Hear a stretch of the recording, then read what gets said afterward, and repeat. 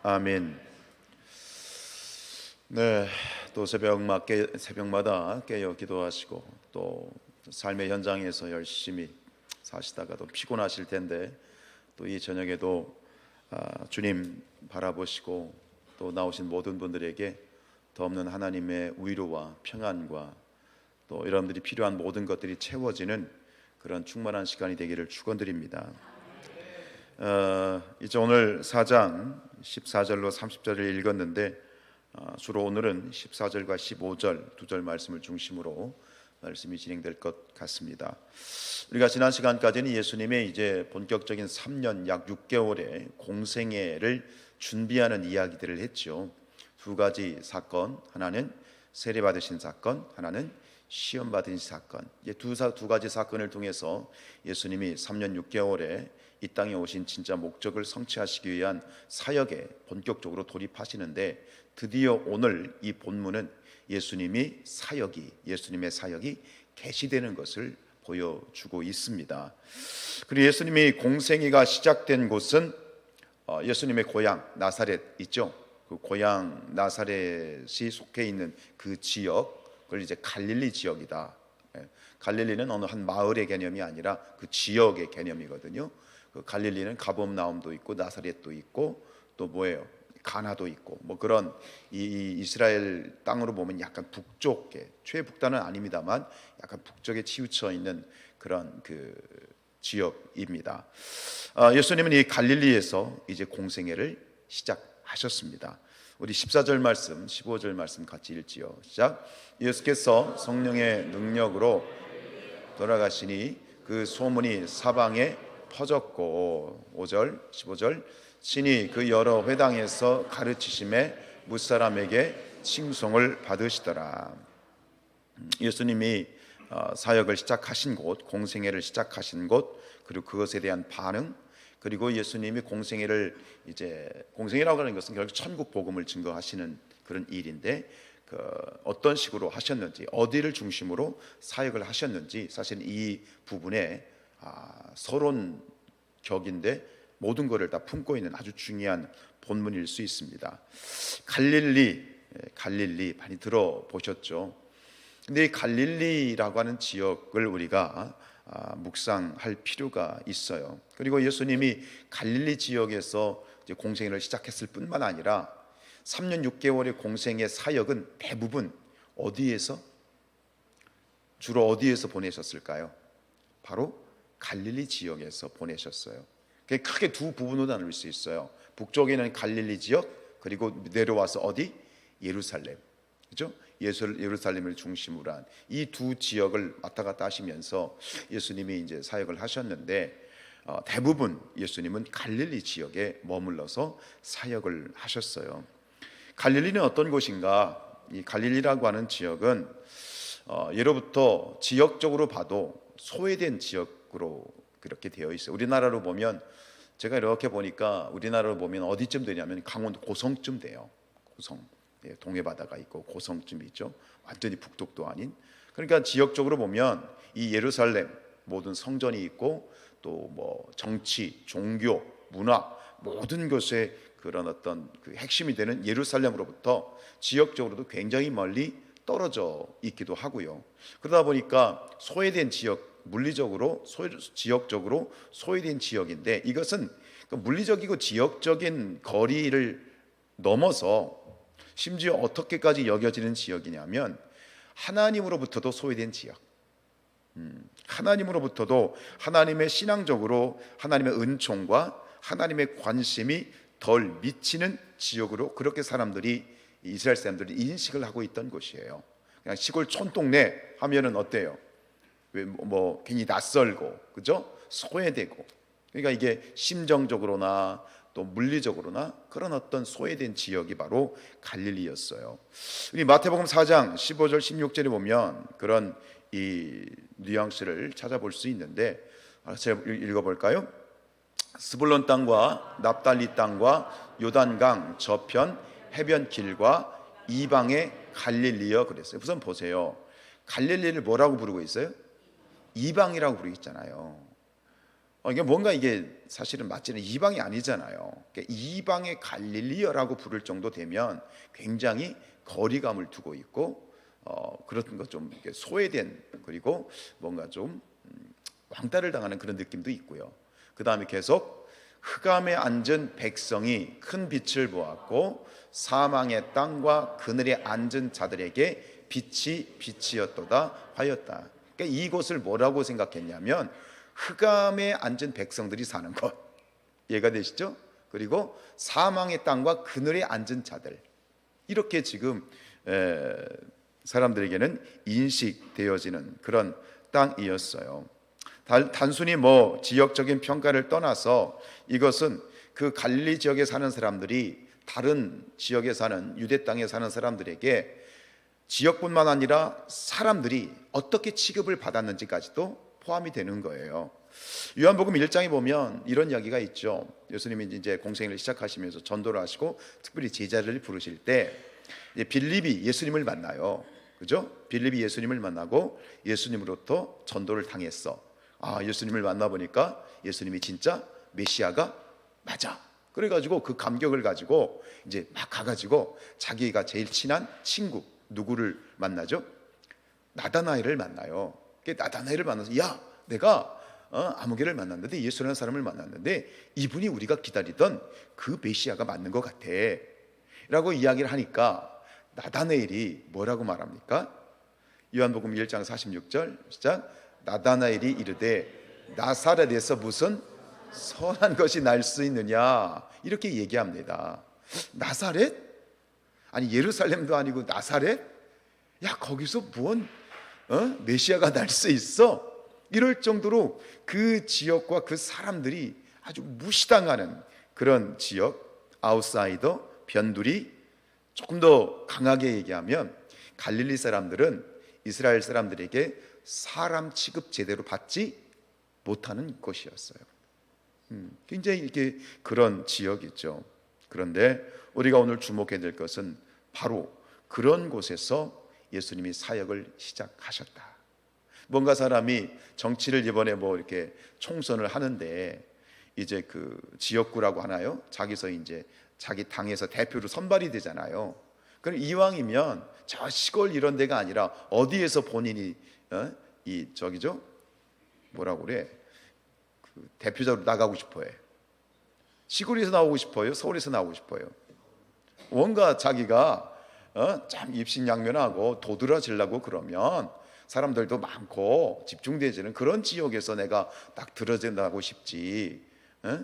여러분, 오늘 어찌하였든 간 예수님의 사역은 바로 이 갈릴리에서 시작이 되었고, 그리고 예수님의 공생의 대부분을 이 갈릴리에서 보내셨다라고 하는 것은, 이것은 오늘 우리 예수님을 스승으로 모시고 예수님을 주님으로 모시고 따르는 제자된 우리에게 매우 중요한 의미를 가지고 있다고 볼 수 있어요. 여러분, 우리가 그리스도인으로서 또 주님을 따르는 제자들로서 여러분, 우리가 무엇에 관심을 가져야 되고 어떤 사람들에게 관심을 가져야 되고 우리가 어떤 자리에 머물러야 될 것인가 라고 하는 우리 신앙의 이정표가 되는 말씀으로 오늘 말씀을 받으시기를 바랍니다. 답은 이렇죠. 우리가 그리스도인으로서 하나님의 나라를 위해서 부름을 받았고, 또 그리스도를 살아가는 우리가 머물러야 되고 관심을 가져야 되는 곳은 어디입니까? 바로 갈릴리입니다. 갈릴리. 그리고 갈릴리 사람들입니다. 우리 이 땅 가운데 있는 갈릴리, 우리 대한민국 땅에도 갈릴리가 있습니다. 그리고 이 땅에 갈릴리 사람들과 같은 사람들이 있습니다.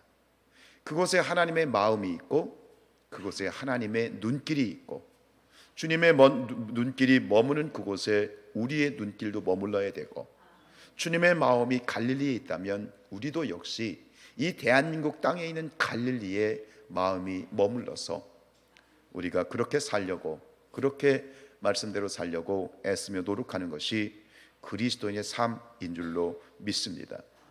갈릴리 사람은 누구입니까? 소외된 사람들, 가난한 사람들, 헐벗고 굶주린 사람들. 성경에서는 이런 부류의 사람들을 대표하는 그런 관용구가 하나 있습니다. 뭐죠? 고아와 과부입니다. 즉 갈릴리 사람들은 누구냐? 우리가 돌아봐야 될 갈릴리 사람들은 고아와 과부, 소외된 사람들, 사람 취급받지 못하는 사람들, 그들에게 우리의 눈길이 향할 때 우리가 예수님의 사역에 동참하는 것이고 주님의 제자된 삶을 살아가게 될 줄로 믿습니다. 어떤 교회에 이제 우리가 이런 마인드를 가지고 살지만 근데 그렇게 사는 게 녹록하지 않다는 대표적인 이야기가 하나 있는데, 이제 막 전도를 하고 교회가 어느 교회가 이제 지역에서 이제 전도를 하는데 전도를 노숙자들을 전도한 거예요. 노숙자들을 전도를 해서 하나님의 마음이 이렇습니다. 소외된 자들을 돌아봐야 되고 그들을 사랑해야 되고 품어줘야 됩니다. 그래가지고 노숙자들을 교회에 데려와서 예배를 같이 드렸어요. 그런데 그 다음부터 교회에 불만이 터지기 시작하는 거예요. 왜죠? 함께 예배를 드리는데 힘이 드는 거예요. 왜 그렇습니까? 노숙자들이 씻어야 안 씻어요? 안 씻어요. 사실 이게 현실적으로 쉽지가 않습니다. 자, 어쨌든간 오늘 이 예수님의 이제 그 갈릴리에서 이제 오늘 누가가 얘기하는 이제 이 그 갈릴리 이제 회당에 들어가서 예수님이 복음을 주로 전파하셨죠. 그런데 그 회당에 들어가셔서 이것은 가버나움입니다. 나사렛입니다. 이 나사렛에 있는 이제 회당에서 예수님이 설교를 하십니다. 설교라고 하면 그렇게 이제 말씀을 나누는데 오늘 하셨던 말씀이 굉장히 중요한 겁니다. 바로 이것은 예수님의 자기 선언입니다. 메시아는 이런 사람이다. 이사야에 기록된 메시아는 이런 일을 하러 오는 사람이다. 이것을 아예 공표하죠. 그게 17절부터 19절 말씀입니다. 그리고 이 말씀은 결국 누구에 대한 얘기입니까? 당신에 대한 이야기예요. 아직 저들은 예수님이 메시아인 걸 몰라요. 아직 모르죠. 그죠? 그리고 받아들이지 못하고 있지만 결국 이 말씀을 하신 것은 본인에 대한 이야기예요. 마치 지금 우리 성산교회 성도들에게 들으라고 하시는 것처럼 아예 공식적으로 예수님은 메시아로서의 당신이 이런 일을 하게 될 것이다. 이것을 위해서 메시아가 왔고 메시아는 이런 일을 하는 자다. 아직 아예 공표를 해버립니다. 오늘 우리 들으라고 하시는 말씀이에요. 우리 17절로 19절 읽어볼까요? 시작. 선지자 이사야의 글을 드리거늘 책을 펴서 이렇게 기록된 데를 찾으시니, 예수님이 그 이사야의 구약의 성경을 펴서 읽으시는 겁니다. 18절. 주의 성령이 내게 임하셨으니 이는 가난한 자에게 복음을 전하게 하시려고 내게 기름을 부으시고 나를 보내사 포로된 자에게 자유를, 눈먼 자에게 다시 보게 함을 전파하며 눌린 자를 자유롭게 하고, 19절. 주의 은혜의 해를 전파하게 하려 하심이라 하였더라. 이게 바로 구약에 예언된 메시아의 사역입니다. 그리고 예수님은 결국 앞으로 나는 이런 일을 하게 될 것이다 라고 이렇게 공식적인 공표를 하게 되는 것이죠. 여러분, 예수님이 오신 이유가 이것이고, 이것은 예수님이 오신 이유가 이렇다라고 하는 얘기예요. 18절로 돌려보시죠. 예수님이 오신 이유가 이렇다라는 것, 메시아의 일이 이렇다라는 것은 결국 뭐예요? 메시아를 따르고 예수님을 나의 구주로 따르고 예수님의 하나님의 아들임을 믿고 따르는 우리 그리스도인들이 해야 될 삶의 이정표입니다. 단순히 나 하나 뭐 기도하고 뭐 형통하고 만사 형통하고 잘 먹고 잘 살고 평안하고 그것이 아니라 우리가 지향해야 될 굉장히 중요한 사역의 그러한 방향성이죠. 결국 그래요. 가난한 자에게, 누구에게? 포로된 자에게, 누구에게? 눈먼 자에게, 누구에게? 눌린 자, 억압받는 자에게. 그 뒤에 나오는 어떤 단어는 사실 중요하지 않아요. 우리가 관심을 가져야 되는 갈릴리 사람들, 그 갈릴리 사람들이 누구인지를 우리가 발견해야 되고, 우리 개인과 우리 교회가 함께 예수님이 하셨던 이 일들을 해나가는 그런 성산교회가 되기를 축복하고, 또 우리 각계 개인의 성도들이 되었으면 좋겠습니다. 그런데 여기서 조금 더 깊이 들어가서 이 말씀을 대하는 우리가 두 가지의 잘못된 극단에 빠지면 안 됩니다. 무슨 얘기냐면 여기서 말하는 가난한 자, 또 포로된 자, 눈먼 자, 눌린 자가 누구냐라는 거예요. 이것을 두 가지의 측면으로 볼 수 있어요. 한 가지 측면은 사회 정치적인 측면, 말 그대로 가난한 사람들, 극빈자들, 혹은 옥에 갇힌 사람들, 눈먼 사람들, 병자들, 환자들, 혹은 눌린 억압받는 자들, 예를 들어서 저 북한 북녘 땅에서 지금 억압받고 있는 그러한 이 성도들, 그러니까 사회 정치적인 측면으로 그들을 볼 수 있어요. 이걸 보면 우리는 특정 계급이나 특정 계층의 사람들이 생각이 납니다. 그래서 이것에 이제 사역을 올인해서 뭐 빈민 사역을 한다든가, 예를 들어서 뭐 교도소 뭐 사역을 한다든가, 뭐 그런 어떤 이 복지 사역을 하는 분들도 거기에 올인해서 하시는 분들도 있습니다. 그런데 정반대의 차원도 있어요. 이것을 그냥 영적인 차원으로만 생각하는 거죠. 가난이라고 하는 것, 포로된 것, 눈먼 것, 눌린 것을 그저 영적인 차원으로, 그죠? 예수님이 산상수훈을 하셨던 말씀이 있잖아요. 마태복음 5장 3절과 6절 시작. 심령이 가난한 자는 복이 있나니 천국이 그들의 것입니다. 그래서 가난을 그저 영적으로만 해석하고 마는 거예요. 영적으로만. 그 다음에 6절은요. 의에 줄이고 목마른 자는 복이 있나니 그들이 배부를 것이다. 굶주리고, 그죠? 헐벗고 굶주림을 단순히 영적인 차원으로만 보는 것이죠. 여러분들은 어떻게 생각하십니까? 그래요. 우리 안에는 이 두 가지가 다 공존하는 거죠. 결국 이것을 정리하면 그래요. 분명히 예수님은 가난하고 억눌리고 고아와 과부의 주님으로, 해방자로, 구원해 주러 오신 줄로 믿습니다. 이건 정확하죠. 그런데 이것을 두 가지 차원을 다 가지고 있는 거예요. 우리 예수님은 이 가난과 억눌림, 또 소외됨이라고 하는 것은 사회 정치적인 측면, 즉 육신적인 측면과 함께 영적인 측면을 모두 아우르는, 이 모든 것을 다 아우르고 그것을 해결해 주시는 구원자요 메시아로 오셨다는 거예요. 그러니까 어느 한쪽에 치우쳐서 단순히 뭐 영적인 차원은 뭐 몰라, 나는 그냥 저 가난한 사람들에게 들어가서 거기서 막 밥해주고 뭐 급식해주고 그것만이 전부야, 그래야 안 그래요? 아니라는 거예요. 아니야, 영적인 차원이 중요한 거야. 영혼이 복되면 다 복된 거야. 그러면서 그냥 영적인 차원만 생각하는 거. 여러분, 신앙은 극단이 아닙니다. 모든 것을 아우르는 것이죠. 결국 우리 주님은 뭐냐면, 궁극적으로는 예수님께서는 궁극적으로는 온 인류의 구주로서 이 땅에 하나님의 나라의 복음을 전하는 자로, 그죠? 영적인 구원자로 오셨습니다.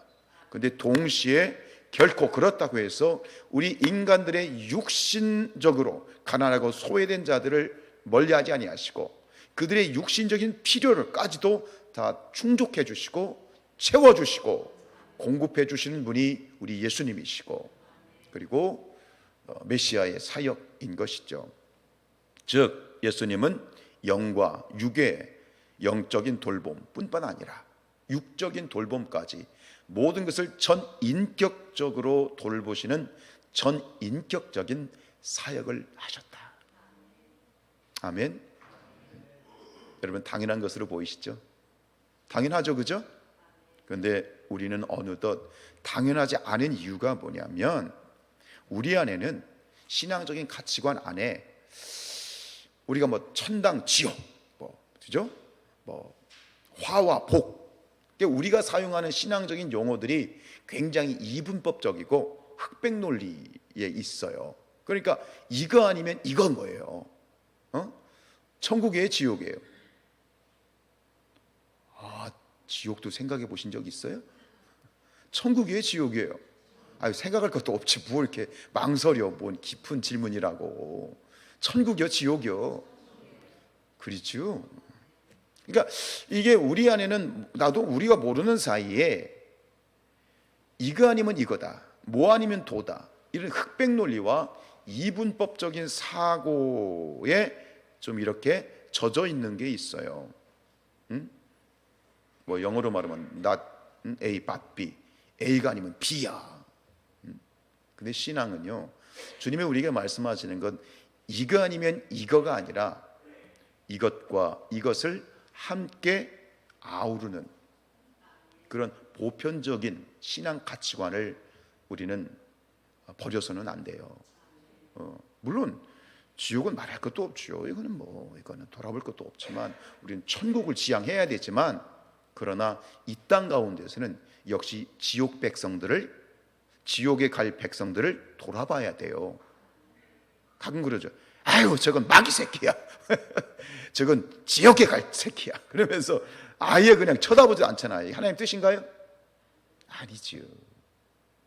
그건 우리가 이제 저생에 가서의 어떤 심판의 결과이지만, 이 땅 가운데에서는 모든 이들을 아우르고 보편적으로 돌아보고 나뿐만 아니라 저 사람도 수용해주고, 이것이 주님의 뜻인 줄로 믿습니다. 그래서 이게 우리 성도들의 신앙적인 가치관 안에 이런 게 있어요. 영적인 것, 육적인 것. 여러분, 영적인 것은 고귀하고 거룩한 것이죠. 그럼 육적인 것은요? 육체적인 것은요? 더럽고 추하고 썩어 없어져야 될 것인가요? 이게 대답이 시원치 않아요. 우리 안에는 그런 게 있어요. 이건 육신적인 것이야, 세상적인 것이야, 그러면서 이걸 굉장히 깔아뭉개고 더럽고 추하고, 여담일 수 있습니다만 제가 그 박사학위 논문이 뭐냐면 그 성에 관한 논문입니다. 성 아시죠? 섹슈얼한 성. 이게 이제 그 성교육, 교회 안에서 노인 성교육에 관련된 논문을 제가 썼거든요. 박사학위 논문을. 그런 거예요. 성적인 것이다 그러면 남사스럽게. 그러니까 이게 우리 안에서, 우리 교회 안에서 신앙적인 이런 이분법적인 것들이 굉장히 위험한 이유는, 그렇게 나누다 보니까 갈등이 생겨. 너도 나도 함께가 아니라 뭐죠? 너는 너, 나는 나. 이거는 검은 거고 이거는 하얀 거야. 이걸 나누는 그런 어떤 우리의 은연중에 배어 있는 이 신앙적인 가치관 때문에 결국은 교회가 갈등을 일으키는 거예요. 강대상이 빨간색이어야 돼, 녹색이어야 돼? 예? 교회를 리모델링 하는데 그랬대잖아요. 건축할 때인가 그런가? 교회 강대상은 빨간색이어야 된대. 왜?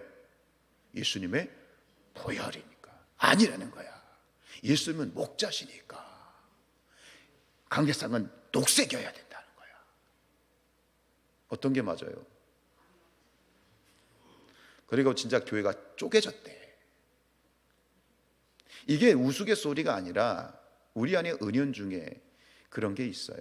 근데 이것이 세상 이방 그 철학에서 온 겁니다. 플라톤 철학이라고 하는 데서 온 건데, 이게 뭐냐면 플라톤의 철학의 영향을 많이 받았어요. 거기서 나온 그 극단적인 이단이 나왔던데, 그게 영지주의라고 하는 거예요. 영지주의. 그 영지주의는 그거예요. 영은 거룩한 것이고 육은 썩어 없어질 것이고 하찮은 것이야. 여기서 영지주의에서 두 가지가 나왔거든요. 이 플라톤 철학에서. 그게 뭐냐면, 여러분들 학교에 들어보시나 모르겠네요. 뭐 스토아 학파, 뭐 에피쿠르스 학파 이런 거 나오잖아요. 그러니까 영과 육을 에 대한 자세가 극단으로 가는 건 뭐냐면 금욕주의. 금욕주의는 뭐냐면 육신은 악한 거야. 그러니까 어떻게 해야 돼? 억압해야 돼. 육신을 쳐서 복잡게 하고 육신을 막 억압해가지고 죽여버려야 돼. 그게 금욕주의야. 근데 그와 반대되는 게 뭐냐면 쾌락주의. 아니야, 육신은 어차피 더럽잖아. 육신은 어차피 썩어 없어질 거잖아. 그래 안 그래? 너무 깊이 들어가니까 졸려요? 육신은 어차피 썩어 없어질 거니까 뭔 상관이야. 육신 마음대로 해도 돼. 이게 똑같은 뿌리에서 나왔어요. 여러분, 극단적인 것은 하나님의 뜻이 아닙니다. 이건 이거고, 제가 말씀드리려고 하는 건 이거예요. 이건 이거고 이건 이거니까 우리는 이거야. 흑백의 논리, 이분법적인 논리는 신앙적인 가치관이 아닙니다. 그 예를 들어보죠. 우리 요한3서 1장 2절입니다. 시작. 사랑하는 자여, 내 영혼이 잘된 같이 내가 범사에 잘되고 강건하기를 내가 간구하노라. 이렇게 되기를 축복합니다. 그런데 여기서 보면 이거를요 공동번역으로 읽으면 재밌어요. 자, 시작. 나는 사랑하는 그대가 하는 일이 모두 다 잘되어 나가기를 빕니다. 또 그대의 영혼과 마찬가지로 뭐예요? 육신도 강건하기를 빕니다.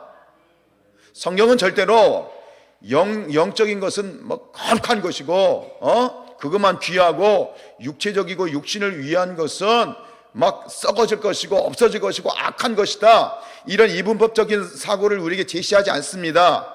이 땅 가운데 있는 동안 영혼도 중요하고 육신도 중요하다, 이 두 가지 가치를 절대로 경중하지 않습니다. 여러분, 조금 부족하고 실력이 없고 조금 나쁜 목사는 그래도 하나님이 쓰실 수 있습니다. 그런데 아픈 목사는 못 쓰세요. 심오한 진리를 이해하실란가? 좀 나쁜 목사는 하나님이 쓰셔도 어떤 목사는 못 쓰신다고요? 아픈 목사는 못 쓰세요. 제가 담임 목사를 이렇게 목회를 하다 보니까 이게 조금 몸이 안 좋잖아요. 엄청 긴장돼요. 야, 내가 이렇게 막 힘들어가지고 아프면 설교 준비도 못하고, 그럼 주일날 강대상에서 이게 비리비리하면 이게 어떡하나. 그러니까 제 건강에 대해서 굉장히 아주 민감하게 제가 보게 되더라고요. 코로나 때도 마찬가지고 뭐 요새 감기 돌 때도 몸이 으실으실하면 겁이 나요. 야, 이러면 내가 성도들이 예배를 기다리는데 내가 설교단에서 제대로 성령 충만해서 설교를 못하면, 그러니까 몸이 아프면 안 돼. 아픈 목사는 못 쓰셔. 무슨 얘기예요? 영혼과 육신은 같은 거예요. 이 땅 가운데서 그걸 경중을 따지면 안 돼요. 여러분 또 보세요. 마태복음 6장 31절 시작. 무엇을 마실까? 여러분, 너희는 염려하기를 무엇을 먹을까, 무엇을 마실까, 무엇을 입을까 하지 말라. 이 뜻이 뭐죠? 핵심이 뭐죠? 핵심이 무엇에 있어요? 뭔가 입고 먹고 마시고, 뭐 육체를 위한 거죠. 육신을 위한 거죠. 그죠? 이 말씀의 의도 핵심이 뭔가요? 그런 어떤 무엇을 마실까, 육체적이고 육신적인 것들을 위해서 기도하지 말라는 건가요? 아니에요. 앞에 있는 거예요. 염려하지 말라는 거예요. 발동동 거리지 말라는 거예요. 먹고 마시는 거, 세상적인 것들, 그런 것들 때문에 너무 발동동 거리지 말고, 거기에 너무 빠지지 말고, 그것 때문에 뭐 낙심하지 말고 염려하지 말라는 거예요. 그래서 뒤에 32절에서 이렇게 말씀하시는 거예요. 시작. 너희 하늘 아버지께서는 이 모든 것이 너에게 있어야 할 줄을 아시는 거예요. 이건 아신다는 건 인정하시는 거거든요. 여러분 보세요. 이 모든 것 뭐예요? 무엇을 먹을까? 무엇을 마실까? 무엇을 입을까? 이런 육신을 위해서 우리가 필요한 육신의 필요들, 세상적인 필요들을 하나님 무시한 게 아니에요. 필요하다고 인정하셨어요. 중요한 건 뭐냐면 그것 때문에 너무 발동동거리지 말고 근심하지 말고 그렇게 궁상 떨지 말라는 거지. 아멘. 이 말씀 속에는요, 이 모든 것이, 즉 우리가 영혼을 위한 필요뿐만 아니라 육신을 위한 필요까지 하나님께서는 다 채워주시길 원하고, 우리가 그런 것을 기꺼이 구할 때, 우리가 기도라고 하는 것이 우리가 하나님의 일이다 하다 보니까 너무 그걸 거룩하게 생각하고 너무 막 좀 고상하게 생각하는 것이 아니라, 물론 모든 것은 같이 가는 거예요. 하나님의 뜻을 따라서, 하나님의 주신 제목을 따라서 우리가 하나님의 일로서의 기도를 하고, 영적인 기도를 하고, 정말 하나님의 위대한 일을 위해서 위대한 기도를 하는 것이 우리 그리스도인의 본분인 줄로 믿습니다. 그런데 또 한 가지는 뭐냐면, 지금 내게 필요한 것들, 빵, 먹을 거, 입을 거, 당장 내 삶 가운데 육체와 육신을 위한 필요를 위한 것도 기꺼이 망설이지 말고 하나님께 기도하시길 바랍니다. 다 기꺼이 주님은 알고 계시고 채워주시길 원하고, 그런 거 아니에요?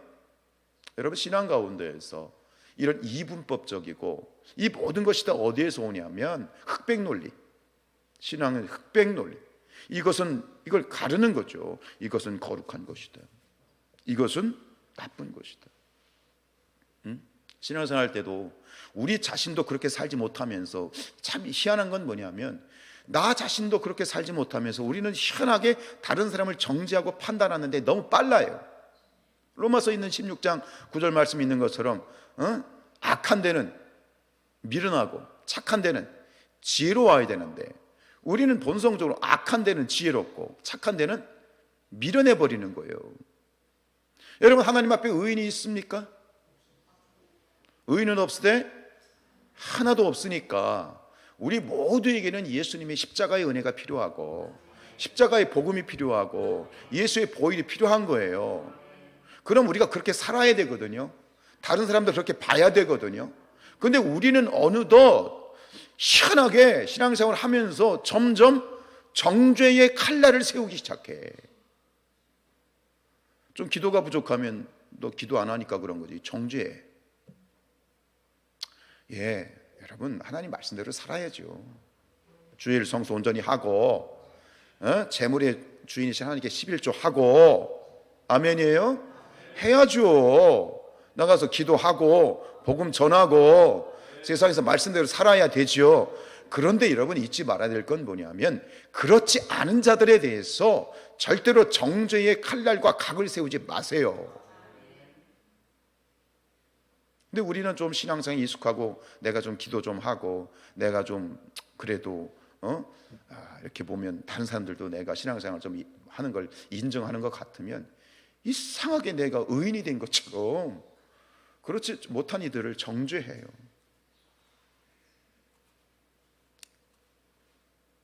그게 바로 뭘까요? 우리 안에 있는 세상적인 가치관을 사단이 파고들어서 우리를 엉뚱한 길로 가게 되는 거예요. 우리는 끊임없이 천국 가는 그날까지 우리는 구원받은 죄인이에요. 잊지 마시기 바랍니다. 정죄하지 마세요. 정죄하려고 하는 그것은 복음 안에서 사는 신앙인이 아니라 율법 안에서 사는 거예요. 저는 성도들이 다 기도하고 복 받기를 원하죠. 아멘. 이 새벽임에 나와서 복 받고 기도하고 예배하고 하면 좋죠. 근데 그것이 여러분들, 제가 기도하십시다, 예배하십시다, 하나님 앞에 온전히 드릴 예물을 드립시다라고 얘기하는 것은 율법적인 강요가 아니라, 여러분, 이 말씀들을 율법적인 강요나 의무감으로 듣지 마시고 특권으로 들어야 돼. 내일 새벽도 그런 얘기 하겠지만 기도합시다. 기도는 특권입니다. 특권이라고요. 특권을 누려야 되는 거예요. 누린다는 게 엔조이 한다는 거예요. 엔조이 한다, 즐긴다. 기도를 즐겨야 돼. 기도를 엔조이 해야 돼요. 예배를 엔조이 하고, 아멘. 우리가 나와서 섬기고 봉사하고 하는 모든 사역들을 엔조이 하고 즐겨야 되는 거거든요. 근데 이것을 마치 짐처럼 여기면, 율법의 어떤 지키지 않으면, 이것을 하지 않으면 하나님이 너 이거 하나하나 보자 그러다가 안 하면 회초리 때리는 그런 율법적인 신앙은, 이건 복음 안에 사는 게 아니에요. 그 십자가 안에 사는 게 아니에요. 율법을 어길 수 있죠, 그죠? 있죠. 실수할 수 있죠. 죄 지을 수 있죠. 모르면서도 짓지만 알면서도 짓잖아요. 이게 뭐냐? 오늘 말씀드렸던 이 모든 것들은 결국 그 안에 깔려있는 예수님이 억눌린 자, 포로된 자, 이 모든 것들은 결국 뭐냐면 우리가 가지고 있는 지나친 이분법적인 사고에서 자유하여서, 너희가 진리를 알지니 진리가 너희를 어떻게? 자유케 하는 거예요. 시간에서 얽매여가지고 잘못하면 복음 얘기하는데, 죄송하지만 어떤 분은 복음 얘기하는데 자꾸 율법적으로 가더라고. 그럴 필요 없어요. 우리는 자유로운 거예요. 우리 하나님 자식이 됐어요. 천국 백성이 됐어요. 천국 백성이 되고 하나님의 자녀가 됐는데 조금 잘못하고 그런다고 하나님이 너 천국 못 와 그러실 분이 아니잖아요. 할렐루야. 이미 자격을 얻었어. 그럼 누리면 돼.